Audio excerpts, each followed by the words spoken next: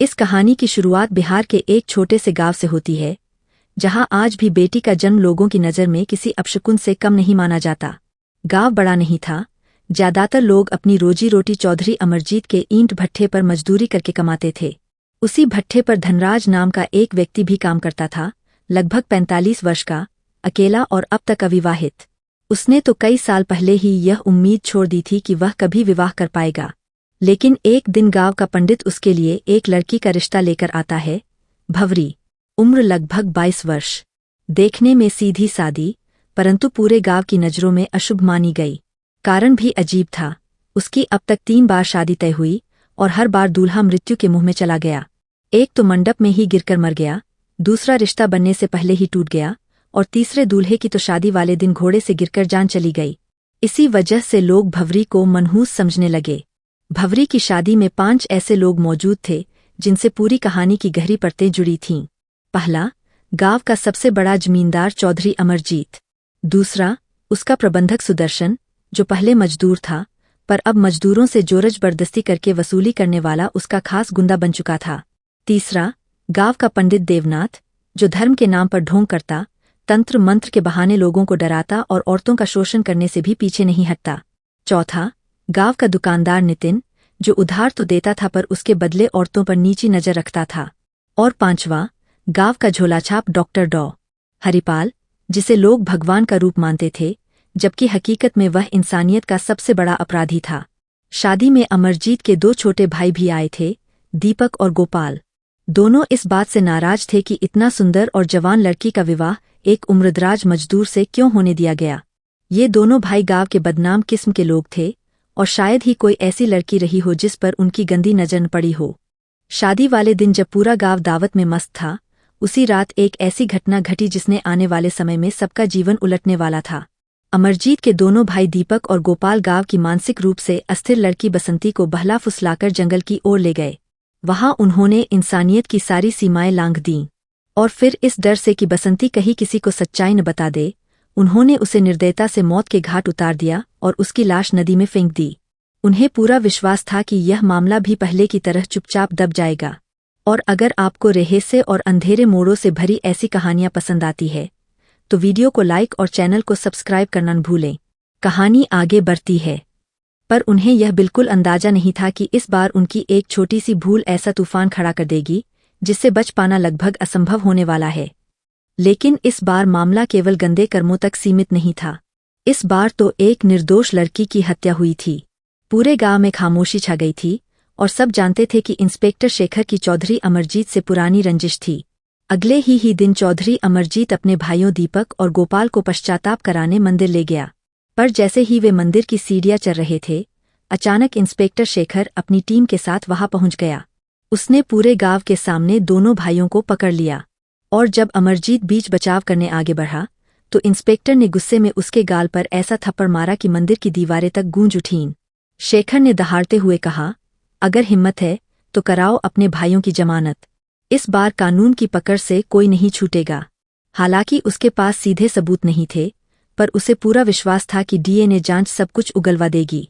थाने पहुंचते ही दोनों भाइयों की ऐसी पूछताछ हुई कि आखिरकार उन्होंने सब कुछ कबूल कर लिया। इधर चौधरी अमरजीत शहर के वकील के पास पहुंचा, पर वकील ने साफ कह दिया कि मामला बेहद उलझा हुआ है, जमानत मिलना लगभग नामुमकिन है। हाँ, अगर बड़ी रकम लगाई जाए तो कुछ रास्ता निकाला जा सकता है। अमरजीत के पास उस समय पैसे नहीं थे। तभी गांव का पंडित देवनाथ आगे आया और बोला, चिंता मत करो चौधरी, मजदूरों की मजदूरी से पैसे काट लो। 300 मजदूर है, हर एक की आधी कमाई रोक लो, रकम अपने आप तैयार हो जाएगी। और हुआ भी बिल्कुल ऐसा ही। मजदूरों की आधी आधी मजदूरी काट ली गई। उनकी मजबूरी ये थी कि आसपास कोई दूसरा भट्ठा नहीं था जहां वे काम कर सकें। जो विरोध करता उसे धमकियां मिलती या उसकी कुंडली दिखाकर पंडित उसे डराता।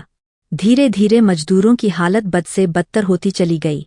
उसी मजदूरों में एक था बुधनाथ, जिसका छोटा बेटा गंभीर रूप से बीमार था। आधी मजदूरी कट जाने के बाद दवा खरीदना भी मुश्किल हो गया। मजबूरी में उसकी पत्नी मालती ने अपने बच्चे के इलाज के लिए गांव के नकली डॉक्टर हरिपाल के साथ समझौता करना पड़ा। यह उनके लिए सबसे कड़वा क्षण था, पर परिस्थिति ने उन्हें झुकने पर मजबूर कर दिया। अगले ही दिन धनराज खुद अपनी रुकी मजदूरी मांगने चौधरी अमरजीत के पास पहुंचा। लेकिन अमरजीत ने बेहयाई की सारी हदें पार करते हुए कहा, पैसे चाहिए तो अपनी औरत को मेरे पास भेज दे, तेरी मजदूरी दोगुनी कर दूंगा। यह सुनकर धनराज के अंदर का लावा फट पड़ा। उसने तड़पकर जवाब दिया, ठीक है चौधरी, मैं अपनी 7 दिन की मजदूरी छोड़ देता हूँ। अब तुम अपनी पत्नी को मेरे पास भेज दो। धनराज का यह जवाब चौधरी को अंदर तक जला गया। गुस्से से पागल होकर उसने अपने गुंडों को इशारा किया और धनराज को बेरहमी से पिटवाया। वो बच तो गया, लेकिन बुरी तरह घायल हो गया। डॉक्टर हरिपाल ने पट्टियां तो की, पर मन में ये सोचता रहा कि इलाज के बहाने उससे भी कुछ न कुछ वसूल ले। धीरे धीरे हालात इस कदर बिगड़े कि मजदूरों के घरों में खाने तक के लाले पड़ गए। ऐसे ही एक दिन बुधनाथ की पत्नी अपनी स्कूल जाने वाली छोटी बच्ची को लेकर पंडित देवनाथ के पास पहुंची। उसने हाथ जोड़कर मदद मांगी तो देवनाथ ने ढोंग रचते हुए कहा कि इसका इलाज किसी दवा से नहीं बल्कि पूजा पाठ से होगा, और इसके लिए उसे रात को अकेले मंदिर आना होगा, वह भी सिर्फ एक वस्त्र में। जब उसने यह बात घर जाकर अपने पति को बताई तो बुधनाथ गुस्से से उबल पड़ा।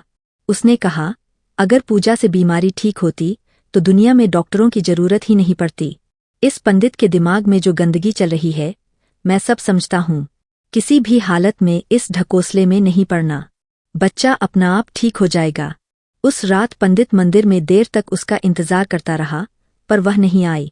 यह देखकर गांव का दुकानदार नितिन पंडित पर हंस पड़ा और उसका मजाक उड़ाने लगा। देवनाथ तिलमिला उठा। तभी वही खड़े डॉक्टर हरिपाल ने लंबी सांस लेकर कहा, चिंता मत करो, अब मैं देखता हूँ। अगले ही दिन डॉक्टर हरिपाल ने चौधरी अमरजीत के साथ मिलकर पंचायत बुलवाई। पूरे गांव के सामने उसने हाथ में एक तथाकथित मेडिकल रिपोर्ट लहराते हुए कहा कि गांव में एक खतरनाक महामारी फैलने वाली है और इसका मुख्य कारण है धनराज। लोग सन्न रह गए। बीमारी का नाम किसी ने कभी सुना तक नहीं था, लेकिन रिपोर्ट देखकर सबके चेहरे पर डर उतर आया। गांव अनपढ़ और अंधविश्वासी था, इसलिए डॉक्टर और चौधरी की बातों को लोगों ने सच मान लिया। भीड़ में खुसर फुसर होने लगी और फैसला यही निकला कि धनराज को गांव से बाहर निकाल दिया जाए। गरीब धनराज को गांव की हद से बाहर एक टूटी फूटी झोपड़ी बनाकर रहना पड़ा। उसने भवरी को भी अपने से दूर कर दिया ताकि उसे कोई अनहोनी न हो। भवरी बिल्कुल अकेली पड़ गई। गांव में उसका रहना और कठिन हो गया। काम की तलाश में वह चौधरी के भट्ठे पर पहुंची, लेकिन वहां उसका जीवन नरक से भी बदतर था। मजदूरों और चौधरी के लठैतों की नजरें हर पल उसके शरीर पर गिद्धों की तरह मंडराती रहतीं। इसी दौरान मुंबई से एक नौजवान लड़का गांव आया, जो मजदूरों की स्थिति पर डॉक्यूमेंट्री बनाने पहुंचा था। उसकी देखभाल का काम भवरी को सौंपा गया, खाना बनाना, सफाई करना, शूटिंग के दौरान मदद करना। शूटिंग पूरी होने वाले दिन तेज बारिश हो रही थी। उसे विदा करने जाते समय भवरी और वह लड़का रास्ते में भीग गए और अंधेरे में एक पल ऐसा आया जब दोनों एक दूसरे से लिपट गए। भवरी को लगा कि इस पल को किसी ने नहीं देखा, पर सुदर्शन के आदमियों ने दोनों को साफ साफ देख लिया था। अगले ही दिन यह खबर गांव में आग की तरह फैल गई। पांचों रसूखदार लोगों के होश उड़ गए। उन्होंने उस लड़के को भीड़ के सामने खदेड़ खदेड़ कर पिटवाया और पंचायत में भवरी पर इल्जाम लगाया गया। तमाशा देखने वालों में धनराज भी खड़ा था। गुस्से और धोखे के एहसास से टूटकर वह भवरी पर बरस पड़ा और चिल्लाया, तूने मुझे धोखा दिया है। इस कहानी की शुरुआत उस पल से होती है जब हमारे गांव की सरस्वती बिल्कुल टूट चुकी थी। पति उसे छोड़ चुका था, समाज उसे ताना मार मार कर जला रहा था और अब उसके पास कोई अपना नहीं बचा था। हर रोज की बेइज्जती ने उसे अंदर से चूर कर दिया था। आखिर में वो उसी रास्ते पर चल पड़ी जिसे ये गांव उसके सामने बार बार धकेल रहा था। सरस्वती ने गांव के दबंग जगत और उसकी टोली को संदेश भिजवाया कि अगर तुम लोग यही चाहते हो तो ठीक, मैं वही करूंगी, लेकिन मेरी कीमत बाकी औरतों की तरह नहीं होगी, 7 गुना ज्यादा। पहले सबने इसे मजाक समझकर टाल दिया, लेकिन जैसे ही रात उतरने लगी, एक एक करके पांचों रसूखदार उसके दरवाजे पर पहुंचने लगे। घर के अंदर बोली लगने लगी और सबसे ऊंची रकम देकर एक आदमी ने सरस्वती को इस धंधे में धकेल दिया। इसी रात से गांव की हवस की भूखी भीड़ उसके दरवाजे पर टूटने लगी। कुछ ही दिनों में सरस्वती गांव की बदनामी नहीं, गांव की सबसे महंगी औरत कहलाने लगी। डॉक्टर हो, पुजारी हो, मजदूर हो या फिर खुद जगत, हर कोई उसके जिस्म पर कीमत लगाकर उसे खरीदने लगा। जो औरत कभी अपने हक के लिए खड़ी हो सकती थी, वही अब इस गांव के पापों का साया बन गई थी। धीरे धीरे यह सब गांव में इतना आम हो गया कि किसी को फर्क ही नहीं पड़ा। सरस्वती की इज्जत पूरी तरह बिक चुकी थी और रोकने टोकने वाला कोई नहीं रहा। उधर दूसरी तरफ जगत अपने भाइयों की जमानत के लिए वकीलों के चक्कर काट रहा था। उसने पैसे भी पकड़ा दिए थे, लेकिन तभी किस्मत ने पलटी मारी, जज का ट्रांसफर हो गया और जगत का सारा पैसा डूब गया। वकील ने नया रास्ता बताया, केस खत्म करना है तो फूलमती की दादी को मना लो, वही शिकायत वापस ले सकती है। जगत सिर झुकाकर दादी के पास पहुंचा, लेकिन वहां उसे ऐसा सच पता चला जिसने उसे भीतर से हिला दिया। दादी ने साफ कहा, फूलमती तेरी ही बेटी थी। यह सुनते ही उसके पैरों तले जमीन खिसक गई। कई साल पहले जगत का एक छुपा हुआ रिश्ता था और उसी से फूलमती जन्मी थी। वो भले ही मानसिक रूप से कमजोर थी, पर खून जगत का ही था। यह बात जानकर वो बुरी तरह टूट गया। घर लौटकर वो गहरी चुप्पी में डूब गया। न किसी से बात करता, न कहीं जाता, बस एक कोने में बैठा रह जाता। कुछ ही दिनों में यह तनाव उसकी जान ले बैठा। किसी को समझ नहीं आया कि इतना ताकतवर आदमी अंदर से इतना कमजोर भी हो सकता है। पर उसकी मौत के बाद भी गांव की गंदगी खत्म नहीं हुई। तभी डॉक्टर की अपनी बेटी बीमार पड़ गई। छुपकर टेस्ट कराने पर सच्चाई सामने आई, उसे एड्स हो गया था। डॉक्टर गुस्से में उसे पीटता रहा और बार बार पूछता रहा कि यह सब किसके साथ हुआ। लड़की ने रोते हुए बताया कि उसका रिश्ता डॉक्टर के असिस्टेंट मन्नू के साथ था। जैसे ही मन्नू को पकड़ा गया, पिटाई में उसने सच उगल दिया, वो सरस्वती के पास भी जाता था। यह नाम सुनते ही डॉक्टर का चेहरा सफ़ेद पड़ गया। डॉक्टर को जैसे ही याद आया कि वह खुद भी कई बार सरस्वती के पास जा चुका है, उसके होश उड़ गए। उसे समझ आ गया था कि अब मौत पूरे गांव में कदम जमा चुकी है। कुछ ही दिनों में हालात खराब होने लगे।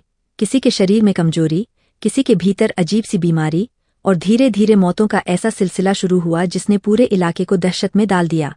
औरतें हों या मर्द, कोई भी सुरक्षित नहीं था। जब मीडिया तक खबर पहुंची कि यहाँ किसी अजीब महामारी ने लोगों की जान लेनी शुरू कर दी है, तो 100 से ज्यादा शवों की पोस्टमार्टम जांच की गई। रिपोर्ट आई तो सच्चाई सबके सामने थी, गांव एड्स की चपेट में था। एक ही झटके में अफरातफरी मच गई।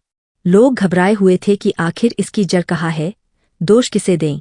सबकी उंगलियां सीधे धनराम की ओर उठीं, क्योंकि सालों पहले उसी पर बीमारी फैलाने का आरोप लगा था। गुस्से में भटके गांव वाले उसे घसीटते हुए थाने ले गए। लेकिन जब उसका खून टेस्ट हुआ, तो एक ऐसा सच सामने आया जिसने सबको चुप कर दिया। धनराम को कभी यह बीमारी थी ही नहीं। असल में बहुत समय पहले डॉक्टर ने पंचायत में झूठी रिपोर्ट दिखाकर उसे बदनाम कर दिया था। असली बीमारी तो सरस्वती तक पहुंची थी उस शहर वाले युवक से, जो डॉक्यूमेंट्री बनाने आया था। वहीं से यह जहर एक एक करके पूरे गांव में फैल गया। अब गुस्सा फूट पड़ा। लोग डॉक्टर, लाला, पुरोहित और सोरन को घेरकर खड़े हो गए। पुलिस ने भी उस दिन कुछ नहीं कहा, जैसे आंखें ही बंद कर ली हों। भीड़ ने उन सब पर ऐसे टूटकर हमला किया जैसे बरसों का गुस्सा आज ही निकलने वाला हो। उन्हें इतना पीटा गया कि वही तड़पते तड़पते उनकी मौत हो गई।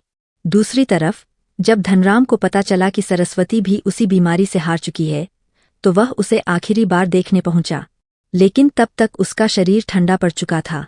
धनराम ने भारी मन से उसकी चिता तैयार की, फूल चढ़ाए और पूरे सम्मान के साथ उसे विदाई दी।